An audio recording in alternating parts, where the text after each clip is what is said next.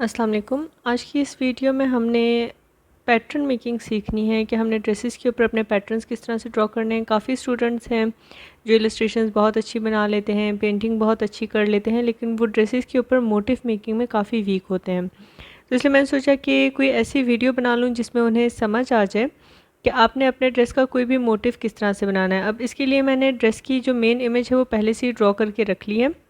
इसके लिए हम यूज़ करेंगे सिर्फ एक ही पॉइंटर, फेल टिप पेन जिसे हम कहते हैं, डिफरेंट साइज़ेस में भी मिल जाता है। उसी से आपकी कंप्लीट ड्राइंग हो जाती है। इसके ऊपर आपने बेसिकली कोई भी थीम सोचनी है कि आप किस तरह की थीम के ऊपर वर्किंग करना चाह रहे हैं। क्या फ्लोरल्स हैं, बॉडीज़ के ऊपर काम आना है, बॉर्डर पे काम आना है, कहाँ पे हमने काम यूज़ करना है, एक तो वो वाली चीज़ सोच लेनी है। दूसरा ये कि ये फेल टिप पेन है 0.1 साइज़ का जो मैं ज़्यादातर यूज़ करती हूँ। ये वाटरप्रूफ पेन होता है और आप इसके बाद वाटर कलर पेंट वगैरह भी ऊपर यूज़ करेंगे तो ये फैलेगा नहीं। तो फेल टिप पेन मैं मोस्टली 0.1 साइज़ का यूज़ करती हूँ। आप लोग अगर यूज़ करना चाहें तो 0.05 का भी मिलता है, 0.3 का मिलता है। थिकनेस में फ़र्क होता है इनकी कि थिकनेस थोड़ी सी कम ज़्यादा है, तो उसके हिसाब से जो है हम स्टार्ट कर सकते हैं। अब हमने इलस्ट्रेशन में ये देखना है कि ड्रेस की फॉल से अगर मैं स्टार्ट कर रही हूँ तो हमने पहले बॉर्डर को स्टडी करना है कि जो फ्लेयर इसका जा रहा है, हमने जो लाइंस बनानी है वो इसकी ही शेप में हमने ऊपर रिपीट करनी है। लाइक जो फ्लेयर है वही वाली शेप की मैंने एक बॉर्डर की लाइन ऊपर दे देनी है। तो अब हम इसमें जब स्टार्ट करेंगे, इसमें हमारे पर चॉइस है कि मैं थिन बॉर्डर से स्टार्ट करूँ या थिक से। तो मैं एक बिल्कुल ही थिन बॉर्डर से स्टार्ट कर रही हूँ और जैसे ये पैटर्न है जो नीचे फ्लेयर की लाइंस बनी हुई हैं उसी के साथ साथ मैंने एक शेप जो है वो ड्रॉ करती जानी है।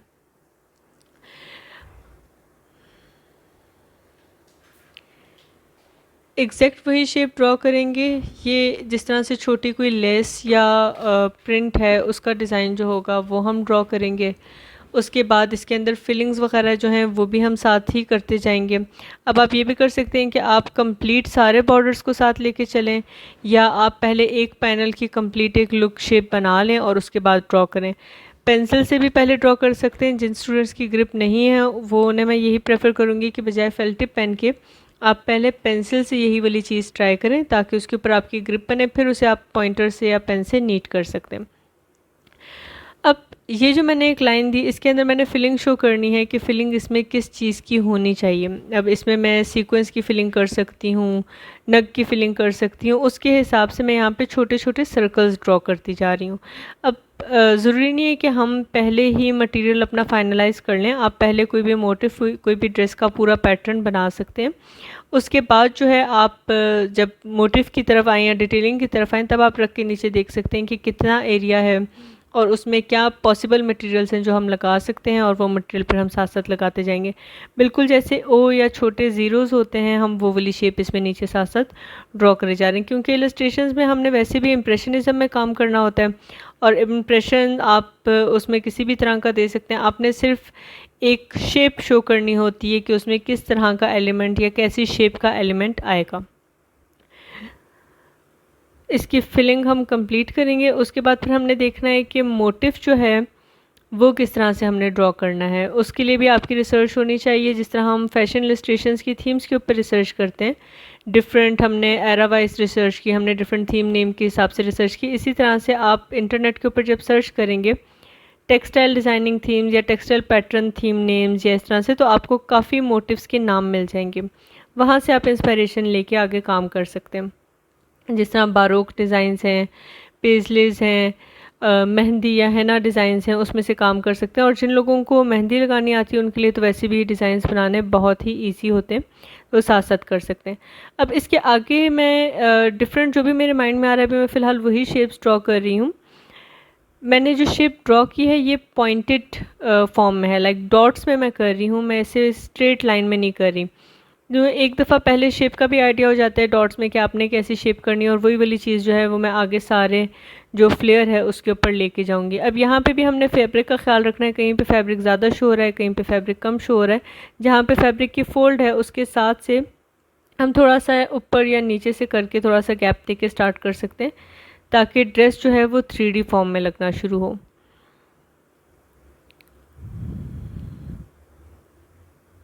कि अगर हम लोग सेम डिज़ाइन बनाने लग जाएंगे बिल्कुल स्टैटिक, तो उसमें फिर वॉल्यूम नहीं फील होगी ड्रेस की। तो हम थ्रू आउट द एंड इसे कंटिन्यू करेंगे।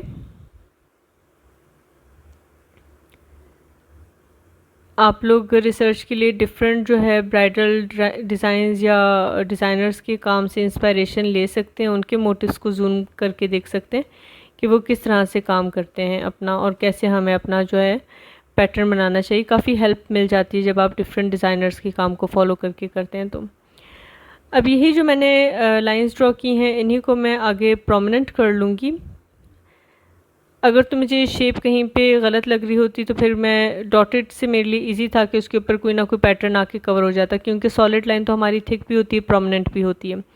अब मैं सारे पैटर्न को नहीं बना के बताऊंगी क्योंकि वीडियो बहुत लंबी हो जाएगी। मैं इतने ही पार्ट को जूम कर रही हूँ, और जूम करके हम एक ही पैनल की डिटेलिंग करेंगे ताकि उसी में आपको सारे मोटिव्स की शेप समझ आ जाए, और एट द एंड वही वाली सारी चीज़ हम बाकी पैनल्स में भी रिपीट कर देंगे।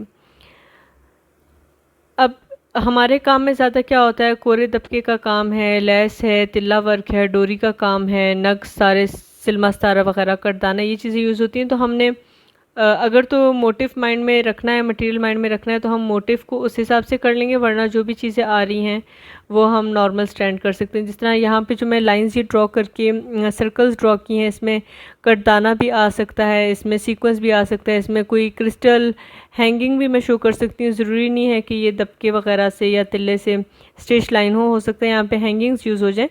वो चीज़ एंड में हमारे करने वाला काम है। अभी हम एक पैटर्न को कंप्लीट फ्लो में बनाएंगे। इसके अंदर अगेन एक कोई और रैंडम शेप ड्रॉ कर लें, जो भी आपके डिज़ाइन की रिक्वायरमेंट के अकॉर्डिंग है, जो भी आपके माइंड में आ रही है, जो भी आपकी थीम के हिसाब से आपने करना है, वो चीज़ आप बीच में साथ साथ ऐड कर सकते हैं। अब इसके अंदर फिलिंग के लिए फ्लावर्स बहुत ज़्यादा यूज़ होते हैं, तो हम एक फ्लावर की शेप से स्टार्ट कर लेते हैं। इससे आप राउंड पेटल्स वाला फ्लावर भी कर सकते हैं 5 पेटल्स में, उसके अंदर से ओवरलैपिंग करके और बना लें। अब अंदर मैंने सर्कल शेप में, राउंड शेप में रखे हैं, और बाहर जो है मैं पॉइंटेड लीव्स बना रही हूँ। इसी के अंदर यहाँ पे स्पेसिंग ज़्यादा फील हो रही है, तो हम एक एक शेप बीच में और ड्रॉ करते जाएंगे ताकि वो थोड़ा सा मोटिव जो है हमारा भरा हुआ लगे।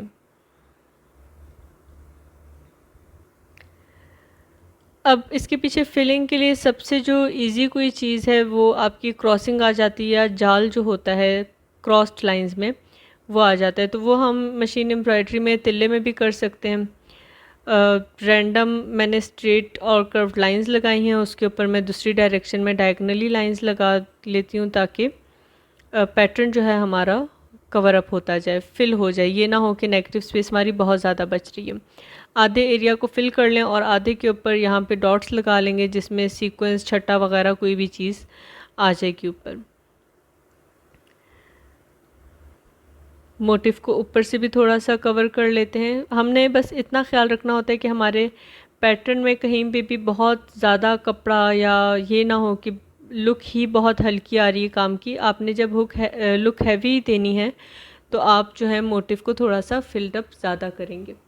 फिर इसमें एम्ब्रॉयडरीज़ भी दो तरह की हैं, कुछ हैं फ्लैट एम्ब्रॉयडरीज़, कुछ हैं अड्डा वगैरह वर्क वाली, और यही वाली सारी चीज़ जो हमने रिपीट करती जानी है डिफरेंट में। अब इसी को मैं आगे ऊपर तक एक्सटेंड करूँगी कि हमारा ऊपर तक कहाँ तक हैवी बॉर्डर आना चाहिए, उसके हिसाब से मैं फुल हैवी नहीं करूँगी, मैं थोड़ा सा मिक्स एंड मैच करूँगी लाइट का। एक रेफरेंस लाइन और ड्रॉ कर रहे हैं, और ये कितनी होनी चाहिए वो भी हमने खुद डिसाइड कर लेना है कि उसकी विड्थ कितनी होनी चाहिए। फिर उसके अंदर की हम फिलिंग्स डिसाइड कर लेंगे कि हमने फिलिंग्स क्या लेके जानी है। अब इसमें भी मैं जाल बना रही हूँ, क्योंकि जाल एक तो बन जल्दी जाता है, हमारी फिलिंग ज़्यादा अच्छी शो कर देता है, और उसमें लुक भी जो है वो अच्छी आ जाती है ड्रेस की।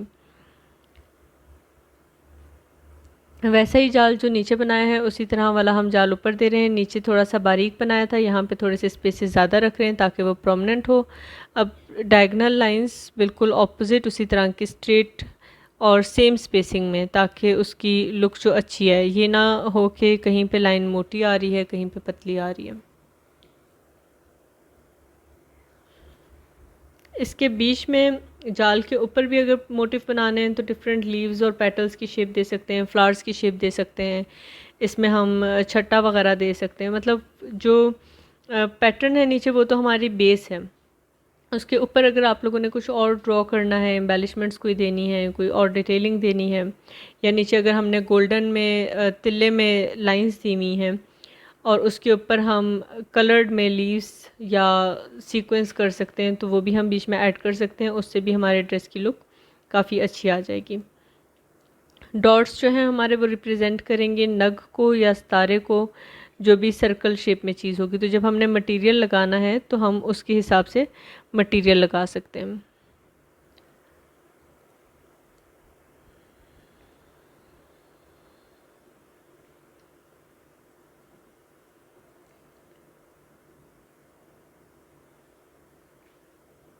अब इसके आगे ऊपर शेप लेके जाएंगे। इसके आगे अगेन हम एक हैवी मोटिफ भी कर सकते हैं और इसकी बॉर्डर लाइन जो है उसे भी थिक कर सकते हैं। अब मैं स्टार्ट कर रही हूँ बॉर्डर को पहले थिक करने से। इसके ऊपर हम छोटे छोटे फ्लावर्स की शेप बना रहे हैं। रैंडम कोई भी शेप बना सकते हैं, उसके अंदर फिर हम बाद में डिसाइड कर सकते हैं कि हमने क्या फिलिंग करनी है। तो मैंने बिल्कुल छोटे छोटे फ्लावर्स बनाए ताकि जो हमारा बॉर्डर है, जो इसकी आउटलाइन है, वो बहुत ज़्यादा खाली ना लगे। अब यहाँ पे जो दोनों डिज़ाइंस का आपस में जॉइनिंग पार्ट है, इसमें मैं बिल्कुल डैश्ड लाइंस दे रही हूँ और ये काम में भी इसी तरह से आएंगे कि थोड़े थोड़े गैप से कोरा लगा हुआ हो या दबका हो या दूर दूर आ रहा हो, सिल में सितारे का काम, लेकिन डॉटेड डैश्ड लाइंस में आ रहा हो। और कहीं कहीं पे हम इसे बीच में थिक लाइंस में शो कर देंगे कि कहीं पे काम ज़्यादा है या कोई मोटा स्टिच आ रहा है और बाकी बारीक है, तो वो मिक्स एंड मैच होके उसने एक अच्छी लुक इन्हेंस कर देनी है इसकी। बिल्कुल ज़िगज़ैग मैंने लाइंस ड्रॉ की हैं, जो बाद में हम डिसाइड कर लेंगे कि इसमें हमने कोरा यूज़ करना है, दबका यूज़ करना है या सिल्क वाला थ्रेड यूज़ करना है। और हम बेसिकली इस वीडियो में सीख ही रहे हैं कि हमने काम को रिप्रेजेंट किस तरह करना है, इतने छोटे स्केल के ऊपर हमने क्या क्या शेप्स ड्रॉ करनी है। इसके आगे अब हम देख लेते हैं कि यहाँ पे अगर मैंने क्रॉसिंग दे दी है, नीचे लाइंस दे दी हैं, तो वही लाइंस हम ऊपर ड्रॉ कर लेंगे ताकि वो पैटर्न जो है हमारा बैलेंस हो जाए। और इस वाली लाइंस के ऊपर मैं वो ज़िगज़ैग या थिक वाला पार्ट नहीं दूंगी, इसे हम लोग सिर्फ लाइट लाइंस में लेके जाएंगे, क्योंकि इसके आगे हमने ऊपर हल्का सा छटा दे के, छटा बूटी दे के काम ख़त्म कर देना है।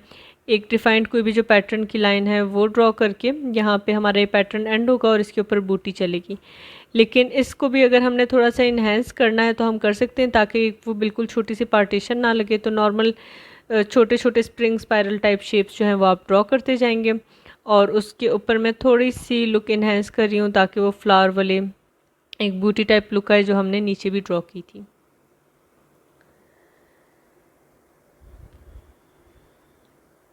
यहाँ पे बीच में भी एक शेप ड्रॉ कर लेते हैं, जो हमारा ऊपर का फाइनल बॉर्डर की शेप होगी। लीफ की नॉर्मल शेप या आई शेप जो होती है वो ड्रॉ करके बाहर में स्प्रिंग वाली टाइप में लुक शो कर रही हूँ, जो कि इसकी थिकनेस को रिप्रेजेंट करेगा।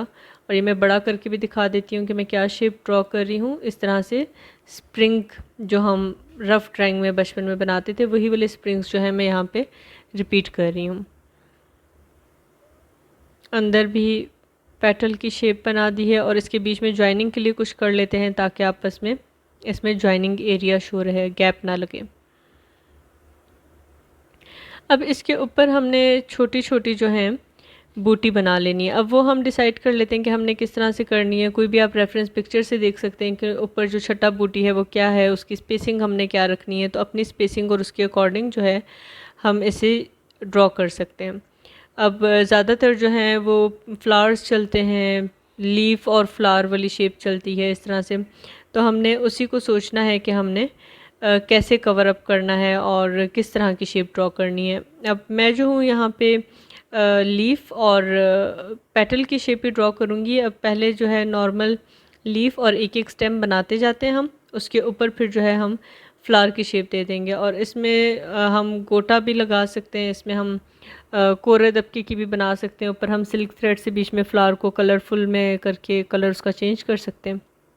तो रैंडम ओवरलैपिंग में स्पेसिंग हमने वही रखनी है कि दो के बीच में एक आ रहा हो, जिस तरह से नॉर्मल भी किसी प्रिंट में स्पेसिंग दी जाती है ब्रिक रिपीट की फॉर्म में। तो उस तरह की रिपीट दे के अब इसके ऊपर जो है हम फ्लावर्स की शेप जो है वो ड्रॉ कर लेंगे। जहाँ पे एक्स्ट्रा स्पेसिस हैं वो पहले कवर कर लेंगे। अब इसके ऊपर मैं बिल्कुल हर्ट शेप में जो है ड्रॉ करती जाऊंगी। अब आप लोगों को जिस तरह से कन्वीनियंट हो इकट्ठे बेसिक शेप ड्रॉ करनी है इकट्ठे ड्रॉ कर लें, वरना पहले सेम रेफरेंस लाइन सबके ऊपर ड्रॉ करके उसके बाद उन्हें कंप्लीट करते जाएं इकट्ठा, वो भी चल सकता है। और ये छोटे छोटे मैं हार्ट की शेप्स दे रही हूँ। फिर ड्रेस के कलर के अकॉर्डिंग जो है हम इसे थ्रेड्स वगैरह यूज़ कर लेंगे। डिटेलिंग मज़ीद ऐड करनी हो तो बीच में से एक एक लाइन और निकालते जाएंगे।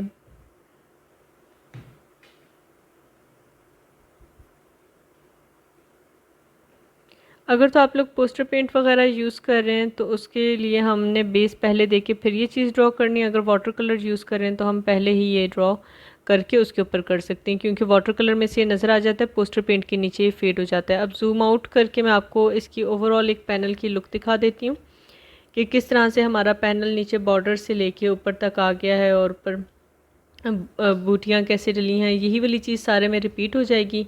अब हम इसकी बॉडीज़ के ऊपर काम कर लेंगे। यही वाले जो पैटर्न्स हमने नीचे यूज़ किए थे वही वाली चीज़ हम बॉडीज़ में भी जो है वो रिपीट कर लेंगे। कुछ एलिमेंट्स उससे पिक करेंगे, कुछ एलिमेंट्स हम खुद से ऐड करेंगे। अब बॉडीज़ में क्या होता है कि आपने बॉडी कंटूरिंग के ऊपर वर्किंग करनी होती है कि बंदा मोटा है पतला है, कहाँ पे काम आना चाहिए। शोल्डर के ऊपर अगर काम आ रहा है नेक से लेके शोल्डर तक तो वो किस तरह का आना चाहिए। नेक के ऊपर क्या चीज़ हो, स्लीव के आगे बॉर्डर किस तरह का होना चाहिए, क्योंकि ज़्यादा यही चीज़ें हैं जो हमने डिफ़ाइन करनी होती हैं। अब मैं स्टार्ट करूँगी नेक लाइन से। नेक के ऊपर पहले छोटे छोटे हम उसी तरह के सर्कल ड्रॉ कर लेते हैं जो हमने नीचे ड्रॉ किए थे, ताकि हमारी एक जो है डिफ़ाइंड शेप आ जाए और नीचे का बॉर्डर भी और नेक का बॉर्डर भी हमारा सेम हो जाएगा। क्यों, सेम एलिमेंट ऐड करेंगे तभी वो ड्रेस सेम लगेगा। अगर हमने बिल्कुल चेंज एलिमेंट्स ऐड कर दिए तो वो दो अलग अलग पीसेस लगने लग जाने के, शर्ट अलग है और लहंगा अलग है। अब इसके साथ जो है आगे मैं फ्लावर्स की शेप दे रही हूँ। ये भी वही शेप है जो हमने नीचे एक बॉर्डर में यूज़ की थी लाइन को थिक करने के लिए। इसकी स्पेसिंग में थोड़ी सी ज़्यादा रख रही हूँ, इसके अंदर हम एक एक शेप जो है मज़ीद ऐड कर लेंगे। अब यहाँ नीचे जो है मैं मोटिव एक बना रही हूँ, जो हमने नीचे यूज़ किया था वही वाला मोटिव मैं यहाँ ऊपर शो कर रही हूँ, लीव्स वाला। और उसी तरह के हमारे एक पेटल की और लीफ की शेप आ जाएगी जिसमें शेडिंग हो जाएगी। इसे जितना ज़्यादा आप डिफ़ाइन करना चाहें आप डिफ़ाइन कर सकते हैं।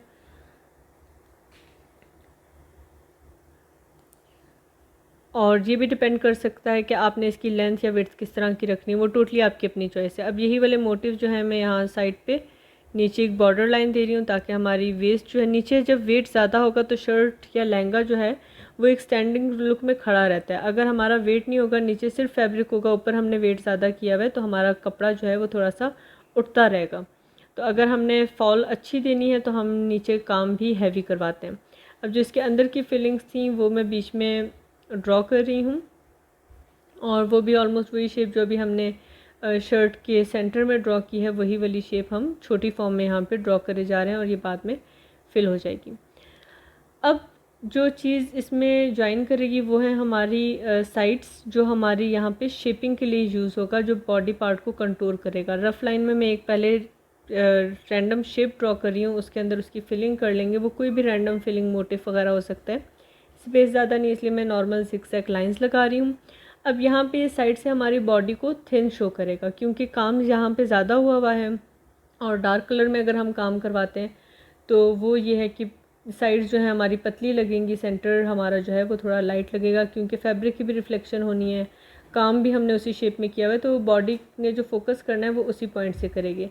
शोल्डर से भी हमने देखना है कि हम कौन सी वाली लाइन से ड्रॉ करें, ताकि हमारे शोल्डर्स की भी जो विड्थ है वो ज़्यादा मोटी ना लगे। तो मेरी कोशिश ये होती है कि आर्म होल के मिड तक जो है वो काम स्टार्ट करूँ, और बाकी नेक लाइन के साथ से लेके स्लीव्स तक दूसरा कोई काम, दूसरा मोटिव चला जाए, ताकि शेप जो है वो पतली लगना शुरू हो जाए।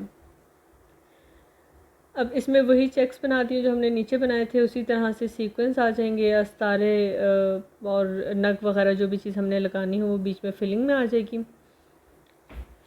अब हमने देखना है कि हमने इसकी स्लीव्स के ऊपर क्या काम करना है। स्लीव्स पे भी हम नेट से ही, जाल से ही स्टार्ट करेंगे। उसके ऊपर मैं मोटिव ड्रॉ कर लूँगी। साइड पे हम एक मोटिव की पहले डिफाइंड लाइन देते हैं जैसे हमने बॉडी के साइड पे दिया था, और हम इसके अंदर फिलिंग ज़्यादा कर लेंगे ताकि हमारा ये वाला पार्ट थोड़ा हैवी हो जाए। और सेम वही शेप्स और वही लाइंस हैं रैंडम जो आपने ड्रॉ करनी है मेन कहीं पे भी। अब इसके साथ जो है मैं रैंडम मोटिव्स वगैरह देके थोड़ी सी शेप डिफ़ाइन करूँगी ताकि यहाँ तक हमारा काम जो है वो एंड हो जाए। इसके आगे स्लीव्स में हम अगेन वही चेक्स जो हम जाल बना रहे हैं वही वाली लाइंस जो हैं ड्रॉ करेंगे और उनकी डायरेक्शन हम चेंज रखेंगे, क्योंकि डायरेक्शन चेंज होने से ये होगा कि हमारे पहले हमने बॉडी में चेस्ट के हिसाब से शेपिंग की है, अब हम स्लीव्स की लेंथ के हिसाब से शेपिंग करें। और थोड़ी सी डायगनल शेप में भी बंदे की बाजू पतली लगती है और लंबी जो वर्टिकल लाइंस होती हैं उसमें भी जो है वो बाजुएं पतली लगती हैं। तो हमने उसके हिसाब से जो है अपनी शेप जो है डिसाइड करके आगे जो भी आर्म्स का स्लीव्स का बॉर्डर आना है वो वाली चीज़ हम ड्रॉ कर लेंगे। और स्लीव में मैंने फ्रंट पे वही वाली लुक ड्रॉ की है जो मैंने नीचे लहंगे में की थी। ऑलमोस्ट मैं सारे वही एलिमेंट्स उठा रही हूँ ताकि हमारा ये पार्ट जो है वो सेम लगे। यहाँ पे बॉर्डर में भी कुछ हैवी नग क्रिस्टल कोई भी शेप सर्कल्स वगैरह ड्रॉ करके इसे भी हम वैसे ही कंप्लीट कर लेंगे। टाइम टेकिंग इतना नहीं होता, बस थोड़ा सा एक दफ़ा आपका हाथ चलने लग जाएगा इस काम के ऊपर तो इजी हो जाएंगी चीज़ें। एक दफ़ा मोटिव समझ आने शुरू हो जाएंगी किस तरह से हैं, कैसे ड्रॉ करने हैं, तो शेप्स में इतना मसला नहीं है। बेल्ट को भी अगर हैवी करना है तो हम बेल्ट में भी थोड़ी सी जो है डिटेल लाइंस दे सकते हैं ताकि बेल्ट भी बिल्कुल खाली ना लगे, क्योंकि चोली में और लहंगे में बेल्ट में गैप है, तो इसलिए बेल्ट पे भी कोई ना कोई एम्बेलिशमेंट होनी चाहिए बजाय इसकी कि हम उसे प्लेन रखते हैं। प्लेन इतनी अच्छी नहीं लगनी और जब हम इसके ऊपर थोड़ा सा एम्बेलिशमेंट्स और काम कर देंगे तो वो ड्रेस की लुक जो है वो और उठा देता है। ये हमारी एक ओवरऑल इलस्ट्रेशन कंप्लीट हो गई है। इसे मैं थोड़ा सा जूम करके दिखा देती हूँ कि हमारी क्या फ़ाइनल लुक आई है इलस्ट्रेशन की। और पैनल्स जो हैं वो वही पैनल जो मैंने एक ड्रॉ किया है वही मैं सब में रिपीट कर लूँगी। और जितने भी अगर हमने दुपट्टा वगैरह भी बनाना है वो सारी चीज़ें तो वो हम इसी तरह के पैटर्न जो हैं डिफरेंट वो बीच में रिपीट करते हैं। और यही पैटर्न जब हमारे बड़े साइज़ पे जाते हैं तो हम इन्हें एक्यूरेट साइजेस में ड्रॉ, या तो ख़ुद ड्राइंग अच्छी हो तो आप ख़ुद ड्रॉ करके दे सकते हैं, वरना अगर वर्कर से आगे लेबर से करवाना है तो आपने उन्हें सिर्फ एक कॉन्सेप्ट समझा देना और वो फिर आपका जो काम है वो कपड़े के ऊपर ट्रेस करके छाप के उसे करना स्टार्ट कर देंगे। अब इसमें अगर किसी को कोई चीज़ ना समझ आई हो या दोबारा से समझना हो या कोई थीम्स के आइडियाज़ चाहिए हों तो मैं थीम्स की एक तो लिंक वगैरह भी साथ नीचे मेंशन कर दूँगी अपने डिस्क्रिप्शन में, ताकि आप लोगों को आइडिया हो जाए कैसी थीम्स के ऊपर काम करना है, मोटिव्स कैसे उठाने हैं।